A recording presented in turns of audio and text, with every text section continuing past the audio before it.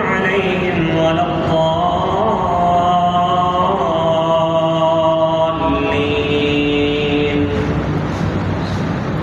يا أيها الذين آمنوا لا تكونوا كالذين آذوا موسى فبرأه الله مما قالوا وكان عند الله وجيها.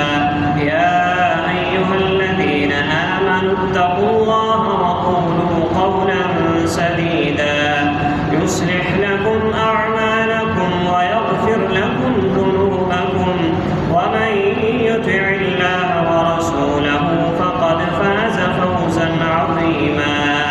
إنا عرضنا الأمانة على السماوات والأرض والجبال فأبين